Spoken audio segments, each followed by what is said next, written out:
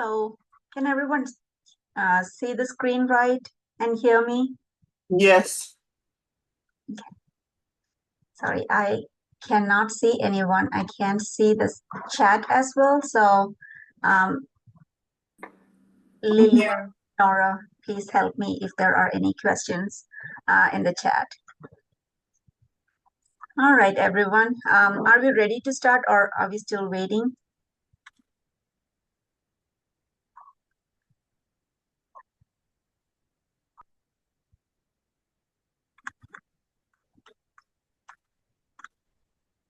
All right. Hello, everyone. My name is Sandhya Sasidharan, and please don't worry about my last name. You can call me Sandhya. I'm a doctor of physical therapy, physical therapist and clinical evaluator in the Department of Neurology, University of Kansas Medical Center, exclusively for research. And today, the topic that's given for me is improving heart and lung function, strengthening muscles and enhancing mobility in myositis, and mainly for dermatomyositis, polymyositis, IMNM, and ASST. So our objective for today is understanding different types of myositis and their differences. And I'm going to just brush through it because I'm sure that everyone might have gone through that already. Exercise terminologies, fitness profiles for each type, and exercise recommendations. We'll try to make this session real quick so that if there are more questions, I can take those and we can make it more interactive. This is like a slightly busy slide you can see here, but it's more than half of it is already being covered in the previous talks, so I'm not going much into it. But so I'm going to the next slide, to a slide where we would need the terminologies. So the main one that I have put here is cardiorespiratory fitness. In that, the terminologies we'll be going through is VO2 max, MET, and then HR max, and voluntary repetition maximum. So VO2 max is a maximum amount of oxygen your body can absorb and utilize during the exercise at the working muscle tissue. So basically, it says how much of oxygen are each of our I'm sorry. Anyone have any question?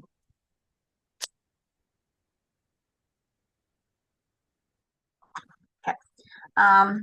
So yes, it's basically showing how well the oxygen is being spread to all of the muscle tissues, and it is typically measured in milliliters per kilogram per minute. So that is for each kilogram of your body weight, how much of oxygen is being consumed every minute. And that tells us how fit a person is. Then the metabolic equivalent of the task is the unit to measure the energy expenditure. That is basically like how much calories we burn during these various activities. And it is the ratio of your working metabolic rate to your resting metabolic rate. So the metabolic rate is the rate of energy expended per unit of time, easily said to describe the intensity of an exercise or activity. And when we consider how we can compare this VO2 max to the MET, we can say that one MET is equivalent to 3.5 milliliters of oxygen per kilogram per minute. And what is this one MET? That is the one MET is the calorie we burn while we are at rest. That is basically sitting or laying down, and how much. So we know that the calories are burned not just during the exercises or during the metabolism that's happening, but also when we are in total rest, the expenditure of energy is happening. And that is what is one MET means. So if we say that an activity takes 4 MET, then that means it is 4 times the energy expended for that specific activity. That can be sometimes just simple walking or getting the groceries, going to the stores, doing the chores, or else maybe exercising, maybe cardiac, strength training. In any of those, the energy is being expended based on how much MET we have, why we are doing in a sitting or resting, or the basal metabolism. The next slide I included for the HR max, which is basically one of the most important terminology that I would be using today, because that is the most easiest thing anyone can actually measure. And it is the maximum heart rate of at peak exertion during exercise, and which is measured in beats per minute. So HR max, there is a complicated formula we use for the HR max, but for the easiest way, we just calculate it as 220 minus the age. So if you are 50 years of age, then it is 220 minus 50. And then, sorry, I'm not very good at math. I think it is 170, 70, but that is going to be your maximum. And what we are aiming for is, for when we are exercising, we are going to keep our heart rate maximum like at the 70% of the heart rate maximum. So if I said like 170 is your heart rate maximum, then it should be like 70%. So that is basically 0.7 times 170. So that is basically what you are aiming for. So a maximum of 70%, and it can stay between 50 to 70%, so that we are not tiring our muscles too much, our body too much, and resulting in an injury rather than helping the muscles out. Now, for a healthy sedentary individual weighing 70 kilograms, that is 154 pounds, it can be expected to have a 32 to 40 milliliters of a VO2 max. And that is something which has been already calculated. And the problem is that for a normal, healthy sedentary person, when it is 32 to 40 milliliters of oxygen that is being used per kilogram per minute, in myositis, it might be like less than 18 in older men, or less than 15 in older women, milliliter per kilogram per minute. So we can see that there's a huge drop in the amount of oxygen that is being utilized by each of these muscle fibers. And that is the reason that a person with myositis, irrespective or regardless of any of the myositis they have, they feel more weak, and they are more dependent on certain other, it might be like an assistive device, or maybe a person's help even to get their daily chores done sometimes, or they need a more break. And that is what we are supposed to do. Just as our body is speaking to us through several ways, it might be pain or tiredness, fatigue, we have to listen, and we have to appropriately react to it by either taking a break of as much as needed, and seeing how what our heart is saying to us. So the heartbeat, that's where the HR max is coming into action. See where your heartbeat is. If you are really feeling that palpitation, then that means your heart is still trying to come to that basal level. I'm not saying that it should drop to the resting heart rate, but it should be between like 50 to 70% when you are exercising.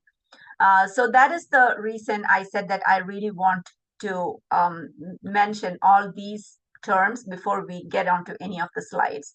Another one that we use in exercise is voluntary repetition maximum, or we just say it as repetition maximum.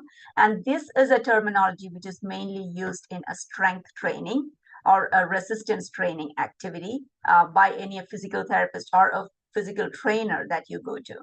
And that is, what is repetition maximum? It's the maximum weight a person can lift in each repetition range for a specified exercise.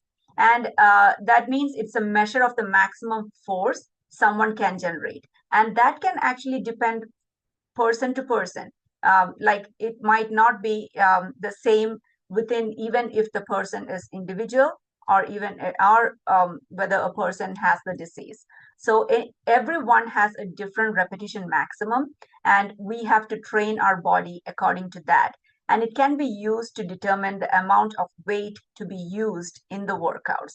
So these are certain things that a physical therapist, when you are going to a physical therapy department, or even going to, even if you're approaching a physical trainer, they might look at the voluntary repetition maximum is a big term that they use, so that they are trying not to tire you too much or injure your muscles. Now I'm going back to this slide where I'm specifically saying about the characteristics of myositis.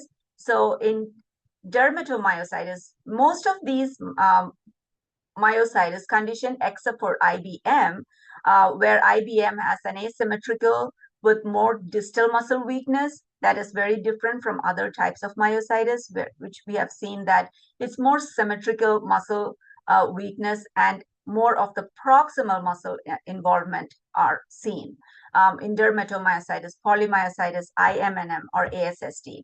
And of course, the age of onset are different based on the type of myositis. More commonly, we see that it's towards like from a middle age towards the older age. And in most cases that we are dealing with this breakout session, it's females affected more than males. Now, when we look onto the last session of the slide, of this specific slide, I have written recovery from exercise, or VO2 max. So that means I wanted to let you know what's the difference each of these disease conditions have when it comes to the amount of oxygen that is being utilized by each of the muscle fibers or each of the cells. So for dermatomyositis and polymyositis, in a very recent study that was done in 2024 and published, it was mentioned that in dermatomyositis and polymyositis, it was almost like 15.3 milliliters per kilogram per minute when it was compared to a healthy volunteer control group, where it showed like it was almost 28.7 milliliters, and that's the average, and it can be more than that. 28.7 milliliters per kilogram per minute, and that is for DM and PM. It was almost the same. Of course, PM now we don't specifically say about polymyositis because we are trying to put that in another set. So when and then when we look at the immune-mediated necrotizing myopathy, we saw that it is a little bit more than DM and PM, and it is like 18.8 milliliters per kilogram per minute when it is with the control healthy volunteer, where again, it was like close to 28 or like between 26 and 27. And ASSD, it showed like 16.6 per kilogram, milliliter per kilogram per minute. And but then it is slightly higher than the DM and PM we see here. But then when we look into the anaerobic capacity, it is lower, even much lower than the DM and PM. And the anaerobic capacity means where the process goes into a like a reaction where we are not using much of oxygen and our body is getting oxygen deficient. And that is mostly happening in a very high intensity workout, or where we are doing an intensive strength training. So in such cases, they found that that the oxygen has been severely lacked in the muscle groups in ASSD. And it is, I believe that it might be probably because of the lung diseases that's involved in some of the ASSD disease group. And so that has brought it down. In IBM, I'm just going to brush through that as well, since I talked about all the other conditions in myositis. That had the least a capacity to like spread up the oxygen to its muscle tissues. Now, the clinical manifestation in subacute to chronic stages in all of those myositis are like we see that there's a difficulty rising from a standard height chair or a toilet seat. So you have to use a different strategy, like raising from a higher chair or using a toilet raiser. Then there will be difficulty climbing the stairs, and that is mostly because of the proximal hip muscle weakness. That is like the quadriceps and the hamstrings, everything is going weak.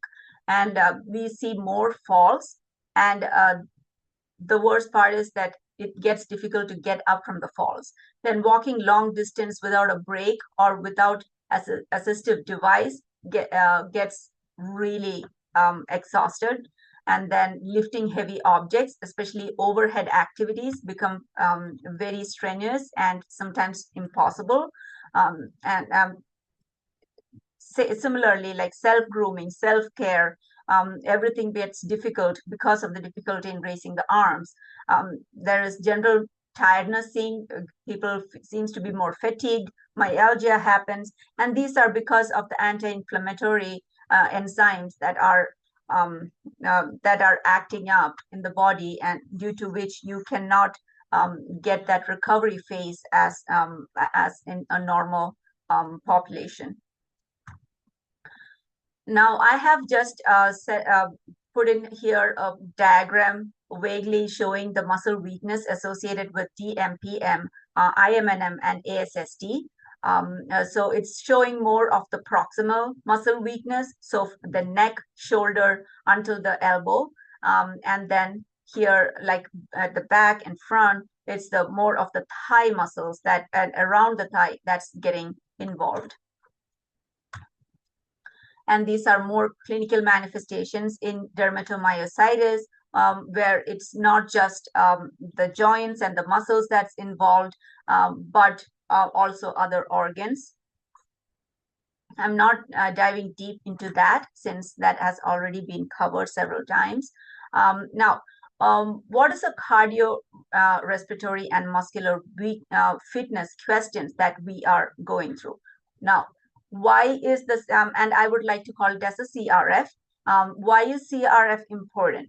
What is the main reason for prescribing exercises, and does it play in, or is it directly related to the decreasing the mortality rate? And the answer is yes, and that is the reason why we say that CRF is absolutely important for any of these myositis conditions. As you know, it's a rare disease, and there are still researchers going everywhere on all the aspects to help the myositis patients and the population to come up into a near normal life or have a healthy way of compensating to help them with their daily living.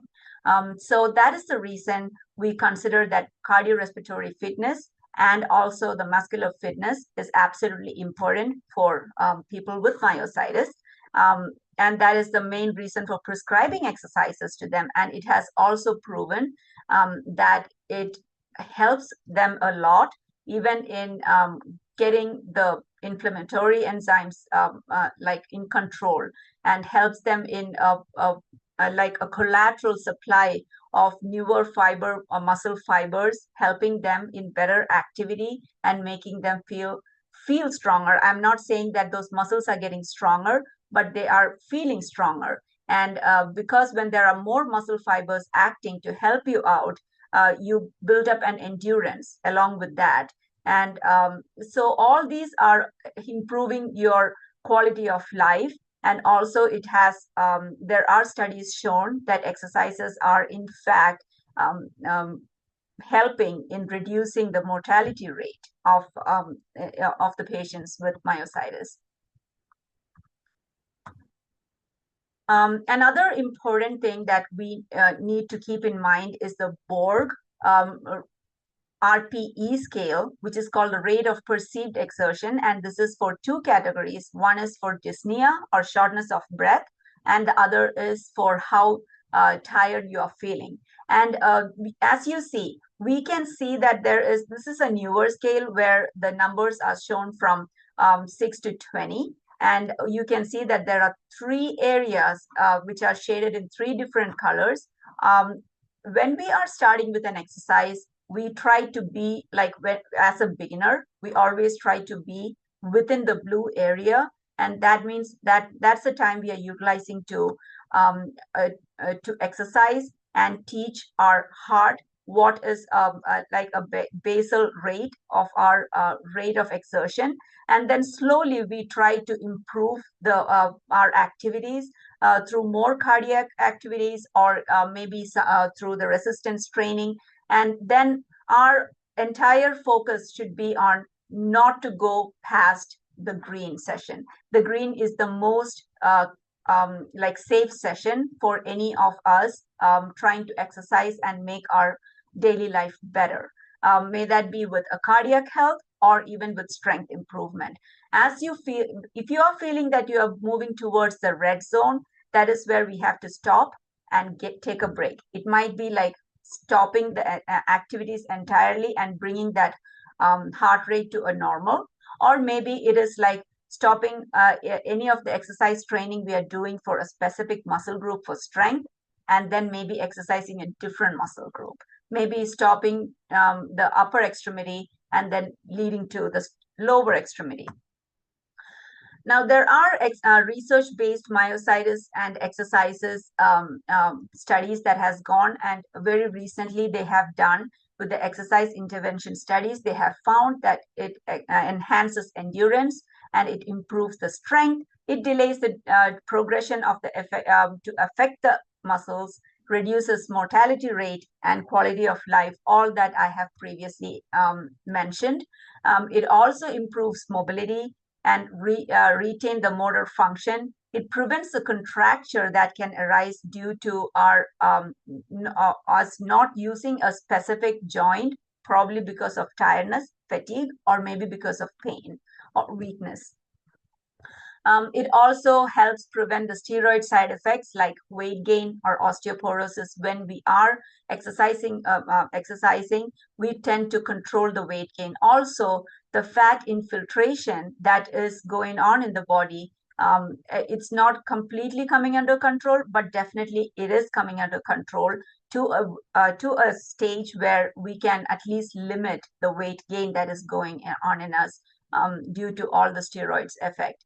And the disease condition. And it also helps or delay to prevent or delay the muscle atrophy, specifically the type 2 muscle fibers, which are used as a fast twitch muscle fibers, which tend to get tired quickly. And we are trying to prevent the atrophy of those muscles.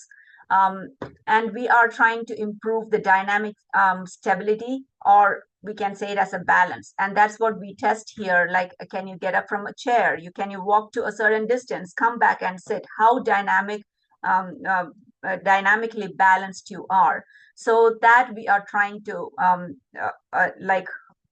prevent any of the falls due to the dynamic imbalances that you have.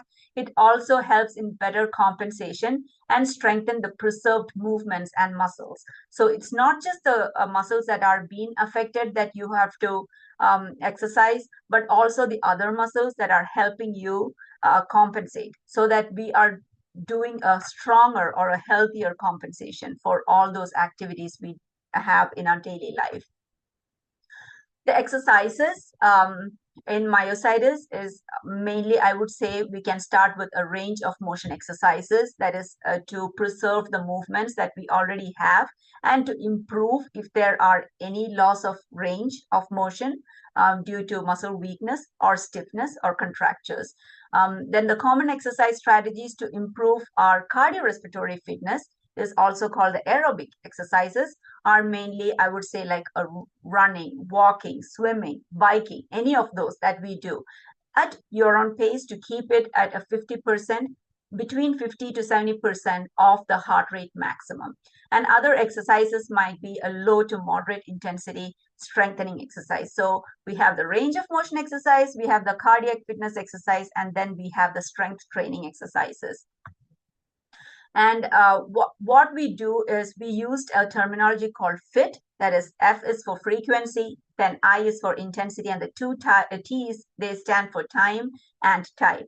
So we say that how often you can exercise, how much you can exercise, how long you can exercise, and what are the exercises you are doing. The exercise regimen, I have in this slide, I have divided into the cardiac or the aerobic and the strength training. How long? The frequency is from like 3 to 5 days a week in cardiac, and the intensity, as I said, 50 to 70%. The type is aerobic, and that can include anything like swimming, walking, running, cycling, any type of like stationary or any of the cycling activities. The time, I would say, between 30 to 40 minutes every day that you're exercising with adequate rest as needed. Strength training, that can include for any of the muscles, like starting with the neck exercises, shoulder, arms, and the core muscles and the lower extremity exercises. Everything is included. Frequency can be 2 times or 3 weeks after the acute phase. You can start it with 2 times a week, and it can be incorporated with the aerobic exercises. So that in that 5 times a week that I mentioned in aerobic exercises, some days can be just the aerobic, and some days it can be partly aerobic and then partly strengthening exercises.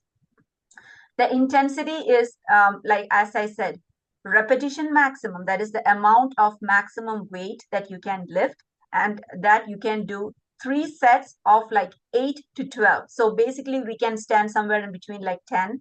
So 10 repetitions of with 3 sets each. That can be what we can use as a strength training regimen. The type of exercise, this will be called as a resistance training because it's a strength training, and that resistance can, it need not be a dumbbell or any of those gym equipment. It can be even your own body weight to start with, and then slowly we can proceed to small size weighted dumbbells, or even the exercise bands that we use, the Terra bands. And even swimming sometimes can be used as a strength training as well. So basically when you are swimming, if you have a small weight cuffs in your wrist and ankle, even that provides strengthening exercises. And I'm a big advocate of swimming. But then we do know that with pandemic and things like that, we have to be careful, and with whom you are managing the exercises. Always it is advised to start with a supervised exercise, that is a PT who actually knows about the myositis condition, rather than going to a regular PT clinic. As we know, this is a rare disease. It's not easy to find a PT who actually does see patients with dermatomyositis. So always finding a place where they have a PT who is experienced and who has the knowledge of what's happening in dermatomyositis or polymyositis, IMNM or ASST. That's where you have to approach. If not, you will be considered as, okay, you have a weakness and these are the exercise regimen we usually do and you're going to do with that. No, this is a case where you have to be seen case by case. Each people are unique, and each of your symptoms are unique, and you should be seen accordingly. How are your lab studies doing? And based on that, there are so many criteria they look for. And the time for strength training is 10 to 20 minutes with adequate rest in between. So why I say adequate rest is in between is we don't want to injure the muscles. We want a recovery period in between so that you can further exercise the muscles. So basically, if you feel sore, and if you feel that is a delayed muscle soreness because of exercise, that's good. But if you feel weak or pain in the muscles and the joints, you have to differentiate between the two. So if the next day you feel that you are completely weak, it's painful, maybe you might have overused your muscles, and you should give it more time to recover. Because that's what the problem is with all these myositis conditions, that the recovery stage is a little bit delayed, and we have to give. And so we make sure that we shouldn't reach a stage where we are actually like engaging the muscles so much that we eventually are causing an injury. No, we have to give the recovery time, enough of recovery time, get that heart rate down to a 50%, and then exercise further.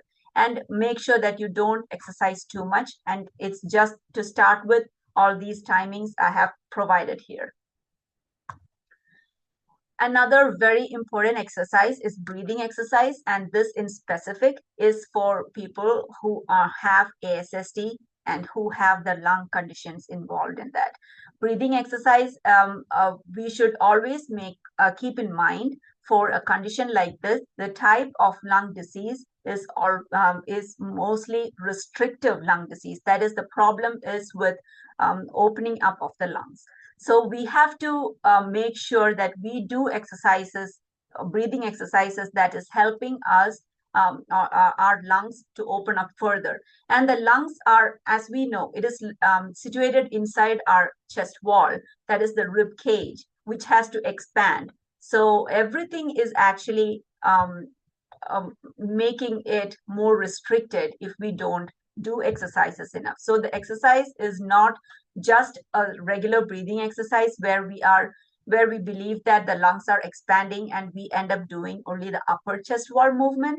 No, it has to involve the entire chest wall, and it should come down like even below the diaphragm so that the lungs have enough space to open up. We should be able to fill up the lungs all the way, and then we have to help in the mobility of the rib cage, which helps in the expansion of the lungs more. And make sure that the breathing exercises are performed daily. It is not going to be a huge deal at all. They are very simple exercises, and I have included those exercises here. So it can be done in 10 minutes, all these exercises. And if we can do it, like start with exercises in the morning and maybe another time in the evening, the more you do, the better it is for lung expansion. It's going to help you with the breathing. The diaphragmatic breathing, we do like a 5 to 6 diaphragmatic breathing, which is to ensure to open up the space, just like how I was saying, and it just doesn't involve the upper chest, but we are doing it all the way until the diaphragm, where the chest moves forward and the belly comes forward. So basically it is like taking a deep breath in, and we are taking it through the and it's always good if you can place your hand in the chest, on the chest and on the belly, to make sure that we are actually taking a good deep breath in. And that inhalation, you should do it in a four count. So I have written it here as a strategy 4-6-8, in which 4 is for the inhalation we do. So you can take that really deep to ensure that the even until the belly it comes out. It's not just the chest, but also belly comes out. Do that for in 4 seconds, and then you're going to hold it for 6 seconds, so that all the alveoli, all the branches in the muscle, in the lungs, everything is filled with oxygen. And then you're going to hold it for that 6 seconds to ensure the like the diffusion of all the oxygen into the cells. And then you're in for the 8 counts, you are going to exhale it with a pursed lip. Why with the pursed lip is because with that, you're going to provide resistance. So we are slowly going to contract the lungs and the chest wall muscles to expel the air out from the lungs. And then after this, we do an active cycle of breathing, which is like 6 relaxed breathing, which and you have to always remember, when we are doing this, you have to be in a good posture. So if anyone has come to me for a breathing test, I make sure that you are sitting upright, and that is because we have to ensure that all of these rib cages are completely expanded. There's so much of space that we can actually do the real active breathing. So in this, the relaxed breathing is you are taking it through the nose, and then after that, you are just holding it and slowly breathing out. So these are the 6 relaxed breaths. And then after that, you are going to take 3 deeper breaths. So it should be like, you're taking it and then relax, and then expelling it through deep inhalations. After the 3 ones, so you are taking,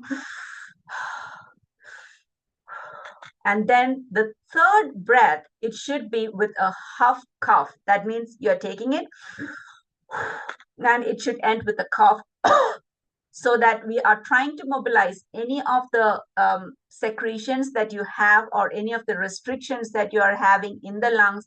Maybe that may be because of the secretion, or maybe it's because of the lack of mobility in your chest walls, and because of which the diaphragm is not actually helping the the lungs to expand.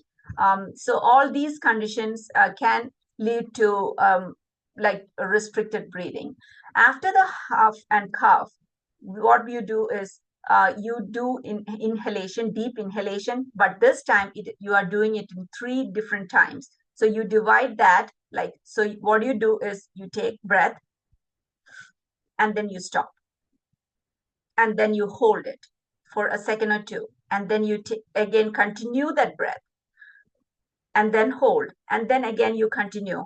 And after that, you take, while you are doing it, all these, you take a deep breath, and then you again blow it out through a pursed lip to ensure resistance in that exhalation.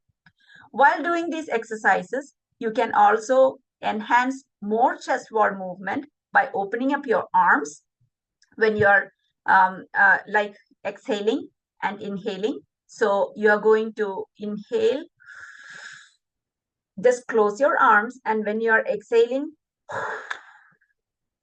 so you are basically opening it and then letting all the air out. And that way you are actually trying to fight with the exhalation phase.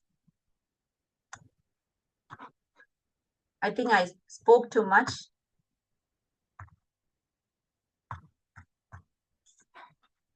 Does anyone have any questions? Thank you so much for the exercises. That's very important. Thank you. Yeah. And also I have included a home program. I don't know if I have time to talk about it. It basically involves to start slow and to do a warm up regularly before doing any regular exercises. And it's a range of motion exercise, as I said, for all of the joints. It's basically what I just said, and also a posture correction and improvement for the neck, upper body, mid and lower trunk. Is it posted anywhere? I'm sorry? Is it posted, or like, those last 2 pages? Oh, you can't see the last 2 pages? No, I'm asking if they can be posted in the chat.